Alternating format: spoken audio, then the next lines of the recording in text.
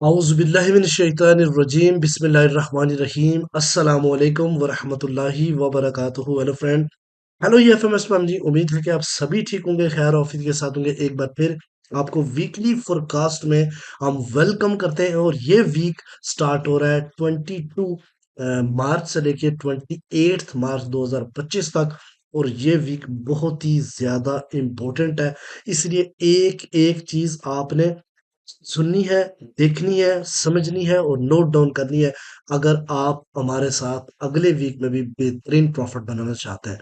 तो इस वीक के अंदर, इस एपिसोड के अंदर हम जो चीजें डिस्कस करने वाले हैं वो एक्चुअली सीओटी रिपोर्ट के ऊपर बात करेंगे, फार के ऊपर बात करेंगे। इसके अलावा हम ये देखेंगे कि सीओटी रिपोर्ट में क्या इफेक्ट पड़ने वाला है, प्रिडिक्शन क्या है, और टेक्निकल एनालिसिस में हम चीजें देखेंगे डीएक्सवाई और गोल्ड के ऊपर, हर टाइम फ्रेम के ऊपर। तो जुड़े रहे हमारे साथ। मैं हूं इरफाक अहमद साकी और आप देख रहे हैं E F M S trade. मिलते हैं इस ब्रेक के बाद।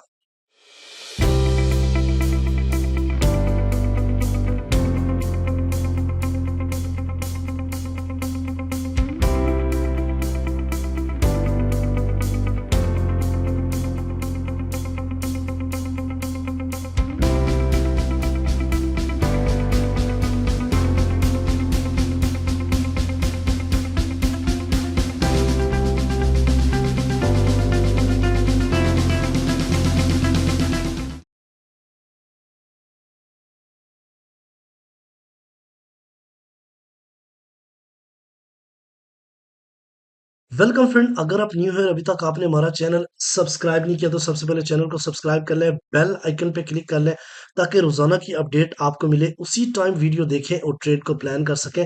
गाइस, अगर आप चाहते हैं कि आप हमारी प्रीमियम का हिस्सा बने, हमारे स्विंग का हिस्सा बने और हमारे साथ हर टाइम अपडेटेड रहे, मैं कुछ रिजल्ट भी आपके साथ शेयर करूंगा जस्ट रिसेंटली फ्राइडे की ट्रेड के हवाले से। तो आपको ये पता लगेगा कि हम किस तरीके से नॉलेज प्रोवाइड करते हैं एक ट्रेडर को बेहतरीन ट्रेडर बनाने के लिए। सिग्नल कोई भी आपको कॉपी पेस्ट करके देगा, कहीं से उठा के कॉपी पेस्ट करके सिग्नल एनालिस्ट बन जाते हैं। तो हमारा जो सिस्टम है, एक्चुअली हम एजुकेशन देते हैं और एक ट्रेडर को ये बताते हैं कि यहाँ से अगर तू बाय करता है तो क्यों बाय करेगा, और सेल करता है तो क्यों सेल करेगा। रीजंस पता होनी चाहिए जिसके कॉन्फिडेंस ट्रेड फिर होती है और बंदा इसको होल्ड भी कर सकता है। अच्छा, सिक्स्थ बैच की एनरोलमेंट जारी है, उसके लिए करवाएं। और मोस्ट एक्साइटिंग न्यूज़ ये है कि मंडे से हमारी लाइव क्लासेस स्टार्ट हो रही हैं। कहाँ पे? दुबई ऑफिस के अंदर। और अगर आप फिजिकली क्लासेस लेना चाहते हैं, इस वक्त जितने लोगों ने फिजिकली क्लासेस ली है, बिलीव मी कि बहुत अच्छी ट्रेड उनकी हो चुकी है। और फिजिकली ट्रेड के सिखाने के साथ साथ मैं वहाँ पे लाइव ट्रेड भी करवाता हूँ। अगर आपके पास $50,000 का अकाउंट है या मोर देन $50,000 का अकाउंट और आप यूएई के अंदर रहते हैं, तो आप ऑफिस में आके लाइव प्रॉफिट बना सकते हैं। और इंशाल्लाह ताला वो आपको रिजल्ट्स नजर आएगा कि यार किस तरीके से हमारे अकाउंट फ्यू मंथ के अंदर डबल ट्रिपल होते हैं। चलें जी, ये अपॉर्चुनिटी थी आपके लिए। और अब हम चलते हैं जियो पॉलिटिकल रिपोर्ट। हमारे बेहतरीन एक्सपर्ट मैनेजमेंट के जो डायरेक्टर हैं उमर बलोच साहब, उनसे उनकी एक रिपोर्ट में शामिल करूंगा जियो पॉलिटिकल की। फिर हम इंशाल्लाह वो बैक करते हैं। जी सर, बहुत शुक्रिया आपका। सबसे पहले हम लास्ट वीक के फंडामेंटल डाटा का ओवरव्यू लेंगे और हम ये जानने की कोशिश करेंगे कि आने वाले वीक में डॉलर इंडेक्स किस तरह बिहेव करेगा और गोल्ड में हमें किस तरह की ट्रेड मिल सकती है। लास्ट वीक मंडे 17 को कोर रिटेल सेल्स का डाटा हमें इन लाइन देखने को मिला और उसके साथ रिटेल सेल्स का डाटा नेगेटिव आया। ट्यूसडे को कोई हाई इम्पैक्ट डाटा नहीं था और उसके साथ वेडनेसडे, जी हाँ, फॉर्मिक मीटिंग थी, फेडरल फंड रेट कट था जो कि पास हुआ, नो चेंज हुआ रेट में। इसके साथ जो इकोनॉमिक प्रोजेक्शन पेश की गई, फेड के चेयर जेरम जे पावल जो है वो आए, उन्होंने प्रेस कॉन्फ्रेंस की और उन्होंने क्वेश्चन आंसर का रिप्लाई देते हुए कहा कि हम इस वक्त रेट कट नहीं कर रहे और इस साल 2 रेट कट मुमकिन हैं, जो कि उन्होंने इशारतन बात की। और उसके साथ उन्होंने कहा कि हम डाटा डिपेंडेंट हैं, हम डाटा को देखकर नेक्स्ट रेट कट करेंगे। इसके साथ जब उनसे क्वेश्चन आंसर में पूछा गया कि टैरिफ पर आप किस तरह देखते हैं, टैरिफ पर आपकी क्या पॉलिसी है, तो उसका उन्होंने रिप्लाई देते हुए कहा, देखें हम टैरिफ लगा रहे हैं दूसरे कंट्रीज पर, तो वो सॉवरन स्टेट्स हैं, उनका रिएक्शन किस तरह आएगा, वो भी टैरिफ हम पर लगाएंगे, जिस वजह से उन्होंने बताया कि हमारी इन्फ्लेशन में इजाफा हो सकता है और इसके साथ जो इकॉनमी है, शरह नमू है, उसमें कमी वाक़या हो सकती है। और थर्ड जो उन्होंने बात की, उन्होंने कहा कि हमारी जो अनएम्प्लॉयमेंट है उसमें स्लाइटली इजाफा हो सकता है, लेकिन ये सारे जो रिवाइज टारगेट हैं ये वक्ती तौर पर हैं, शॉर्ट टर्म हैं, जो कि आने वाले वक्त में हम इसको इम्प्रूव करेंगे और हमारी कारकर्दगी जो है वो बेहतर होगी। इसके साथ थर्सडे को वीकली अनएम्प्लॉयमेंट क्लेम का डाटा था जो कि हमें इन लाइन देखने को मिला, और फ्राइडे को कोई न्यूज़ नहीं थी। जी हाँ, फ्राइडे जो कि मोस्ट ट्रैपिंग डे होता है, उस दिन गोल्ड ने काफ़ी सारे बायर्स को भी ट्रैप किया, लेकिन उसके साथ हमने देखा कि गोल्ड ने रिकवरी भी दी। तो अल्हम्दुलिल्लाह हमने गोल्ड को बाय और सेल दोनों करवा के प्रॉफिट बनाया। अच्छा, यहाँ पर एक चीज़ जो मोस्ट इम्पॉर्टेंट समझने की ज़रूरत है वो है जियोपॉलिटिकल हालात। जी हाँ, जियोपॉलिटिकल हालात की अगर मैं बात करूँ, मैं अपनी लास्ट जो एनालिसिस से उनमें भी बताता आया हूँ कि जो वॉर यूक्रेन और रशिया की है ये तो ख़त्म होती हुई नज़र आ रही है, इसमें परमानेंट सीज फायर मुमकिन है, लेकिन हमास और इसराइल की जो वॉर है ये ना ख़त्म होने वाली है। जी हाँ, इसमें क्योंकि काफ़ी सारी रीजंस हैं। लास्ट वीक में हमने देखा कि यमन ने अब ड्रोन अटैक किया इसराइल पर, जिससे काफ़ी ज़्यादा तशवीश पाएगी, और इस पर जो इसराइल है उसने हमास के ठिकानों पर अटैक किया और हमास पर फ़िज़ाई और ज़मीनी अटैक किया, जिससे काफ़ी ज़्यादा हलाकतों की इतलात हैं और एस्केलेशन में इजाफा हुआ। दूसरी तरफ अगर हम देखें तो रशिया और यूक्रेन वॉर में डोनाल्ड ट्रंप का भी बयान आया कि बहुत जल्द हम परमानेंट सीज फायर कर रहे हैं और ये वॉर रुक जाएगी, लेकिन ये तो आने वाला वक्त बताएगा। तो हमने गोल्ड को बाय और सेल दोनों करवाया और हमने एक मैसिव प्रॉफिट बनाया। आप भी अपने लॉसेस रिकवर कर सकते हैं, हमारे प्रीमियम और स्विंग का हिस्सा बन सकते हैं और अपने लॉस रिकवर कर सकते हैं, अपनी इक्विटी ग्रो कर सकते हैं। हमने अल्हम्दुलिल्लाह लास्ट वीक में यूएस ऑयल को बाय और सेल दोनों करवा के प्रॉफिट बनाया और उसके साथ सिल्वर और करेंसी पेयर्स में भी ट्रेड हमने करवाई। तो आप भी हमारा प्रीमियम का मेंबर बन सकते हैं और अपने लॉसेस रिकवर कर सकते हैं। जुड़े रहें हमारे साथ। बहुत शुक्रिया आपका। अस्सलाम वालेकुम। Thank you very much Umar भाई, बहुत ही शॉर्ट टाइम पे आपने बहुत अच्छी चीज कवर की है। नेक्स्ट जो वीक है वो 24 मार्च से लेके 28 मार्च 2025 तक है। मंडे को हाई इम्पैक्ट न्यूज देखने को मिल रही है, फ्लैश मैन्युफैक्चरिंग पीएमआई का डाटा और सर्विस पीएमआई का डाटा। उसके अलावा ट्यूसडे वाले दिन अगर बात करें तो सीएस कंपोजिट एचपीआई का डाटा है, कंज्यूमर कॉन्फिडेंस का डाटा है, न्यू होम सेल डाटा है और उसके अलावा मैन्युफैक्चरिंग इंडेक्स का डाटा है। वेनसडे वाले दिन जो है ना वो कोर ड्यूरेबल गुड्स का डाटा है और ड्यूरेबल ये मीडियम इम्पैक्ट डाटे। थर्सडे वाले दिन जीडीपी का डाटा और अनएम्प्लॉयमेंट क्लेम्स, ठीक है। और उसके अलावा फ्राइडे वाले दिन जो है ना वो कोर पैक प्राइस जो कि जबरदस्त इंडिकेटर है उसके ऊपर अपडेट है। और जो है ना ये जो है यूनिवर्सिटी ऑफ मिशिगन का कंज्यूमर सेंटिमेंट्स, इसका डाटा भी आना है। आने वाला वीक काफी इंपॉर्टेंट है अपडेट के हवाले से। इसके अलावा गाइस, जैसे कि आपने देखा कि वार किसी सूरत में रुक नहीं रही। यूक्रेन वाले जो है ना और रशिया का जो वार है वो दोबारा से सर उठा रहा है। आपने देखा कि जो इसराइल है वो सॉरी इसराइल की बात करो कि जो जो यूक्रेन का रशिया का जो प्रेसिडेंट है ये दोबारा से खिलाफ वर्जियां कर रहे हैं। और दूसरा जो रशिया अपना यूक्रेनी है वो कहते हैं कि हमारे जो बताए हुए रूल है उनके मुताबिक ये लोग नहीं चल रहे, लिहाजा वार किसी सूरत में इतनी जल्दी रुकने वाली नहीं है। बट ट्रंप कोशिश कर रहे हैं कि सीज फायर रहे। इसके साथ साथ गाइस आपको बताता चलो कि गाजा के अंदर इसराइल की लगातार और जो है ना वो अटैकिंग जारी है और ये दोबारा से एक नया रुख इख्तियार कर रही है। तो आने वाले टाइम में आप ये चीज समझ लें कि जो न्यूज़ है वो सॉरी वार है वो रुकने वाली नहीं है, ठीक है। अब हम चलते हैं जनाब सबसे पहले सीओटी रिपोर्ट के ऊपर। और ये जो सीओटी रिपोर्ट है गाइस ये अपडेट हुई हुई है 18 मार्च 2000 25 और इसका जो कोड है वो 088691। और यहाँ पे अगर मैं आपको बताऊं कि नॉन कमर्शियल एक्टिविटीज में ऑलमोस्ट 3% का इजाफा देखने को मिल रहा है। 57% से जंप करके 60.3 जंप हुआ और 25,000 न्यू कॉन्ट्रैक्ट बाय साइड पे। ये लोग इतनी जल्दी निकलेंगे नहीं, लिहाजा मार्केट को ये 3100 की तरफ तो लेके जाएंगे।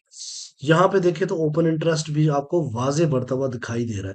अच्छा, उसके बाद अगर हम बात करते हैं सीएमई रिपोर्ट्स की, तो ये जो 46 डेज के बाद आपका 7 मई मई 2025 को जो रेट कट्स होने हैं, यकीनी तौर पे वो रेट कट पॉसिबल है। अभी 14.3% उसका क्यास लगाया जा रहा है, बट आने वाले टाइम में माइट भी पॉसिबल ये 100% हो और रेट कट पॉसिबल है 7 मई 2025 को। ओके, तो ये जितनी बातें मैंने आपको बताई हैं, सीओटी रिपोर्ट, ये आने वाले टाइम में सीएमई वॉच टूल के मुताबिक आपने देखा कि रेट कट्स पॉसिबल है, वार सर उठा रही है उस, तो इन सब चीजों को देख के लग रहा है कि गोल्ड अभी इतने जल्दी बेरिश होने वाला नहीं है। अब हम टेक्निकली जाके देखते हैं और प्रिडिक्शन ये हम देखते हैं कि आने वाले टाइम में एक मंथ तक 3100 को भी मीट करता हुआ गोल्ड नजर आएगा आपको।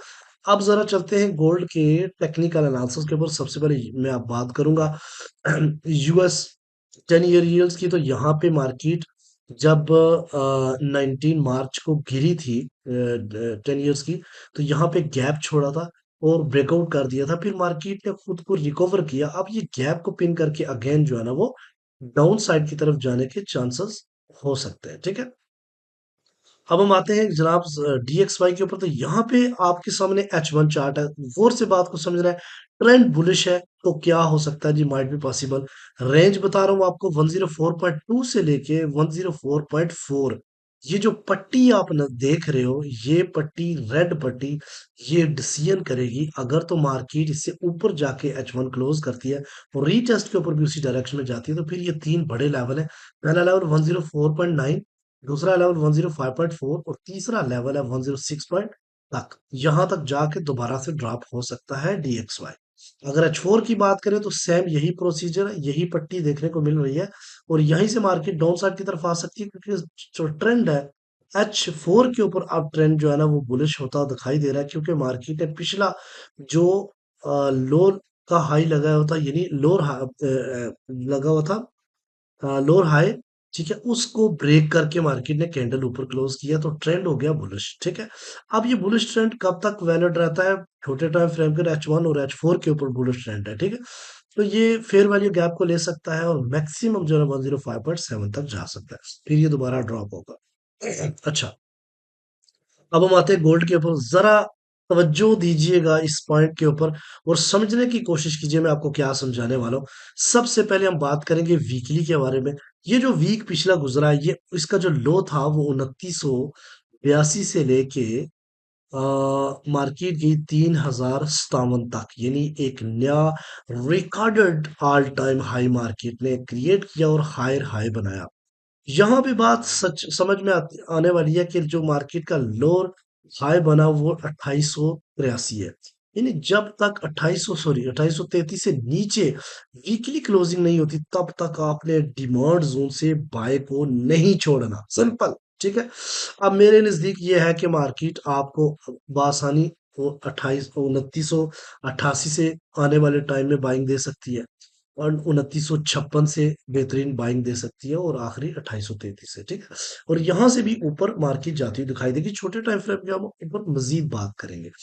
अच्छा, इसके से पहले मैं आपको कुछ रिजल्ट दिखाऊं, आपने एक बात समझनी है कि छोटे टाइम फ्रेम पर सबसे पहले हम बात करेंगे। ये आपके सामने सीपी ट्रेड है और गाइस बहुत सारे लोगों का क्वेश्चन रहता है कि सीपी ट्रेड में करें कैसे। एक चीज समझें, एक चीज आपने अंडरस्टैंड करनी है, रोजाना की वीडियो में ट्रेंड देखना है मार्केट का क्या है। ठीक है, और अगर ट्रेंड बेरिश है और फ्राइडे वाला दिन है, तो फिर आप लोगों ने थोड़ी एहतियात करनी है। फ्राइडे वाले दिन मैंने क्लियर बताया था कि मार्केट जो है ना सेल की साइड पे जा सकती है और बहुत सारे लोगों ने अल्हम्दुलिल्लाह उसकी बेस पे जो है ना सेल में प्रॉफिट बनाया फ्राइडे वाले दिन। तो यहाँ पे गाइस देखें, और अगर आपने भी प्रॉफिट बनाया तो कमेंट सेक्शन में अपनी राय का इजहार जरूर कीजिए। मैंने बताया था 3046.7 इसका सीपी है। यहां से मार्केट गिरी, फिर थोड़ा सा अपसाइड की तरफ गई, फिर गिरी, और ये देखिए जो एरो था मैंने चेंज नहीं किया, सेम उसी तरीके से मार्केट ने बिहेव किया है। ठीक है, अब यहाँ पे M15 का मैं आपको एक सीन दिखाता हूँ। जब मैं वीडियो बना रहा था उस टाइम मार्केट जो है ना वो 45 के ऊपर ट्रेड हो रही थी। फ्राइडे वाले दिन की बात कर रहा हूँ, सुबह 4 बजे।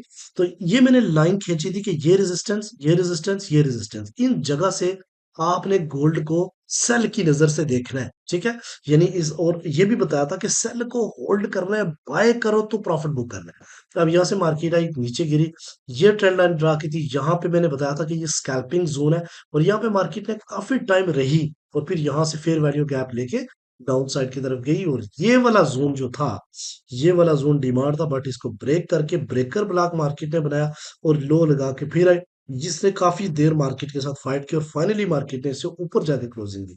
आप माइट भी पॉसिबल क्या हो सकता है कि मार्केट इस एरिया तक जाए। ये बहुत ही इंपॉर्टेंट एरिया है, इसलिए की पॉइंट आपको बता रहा हूँ।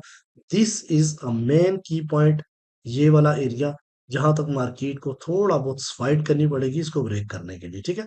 H4 के ऊपर और अच्छे तरीके से आप समझोगे इस बात को। अब हम आते हैं जनाब डेली के ऊपर।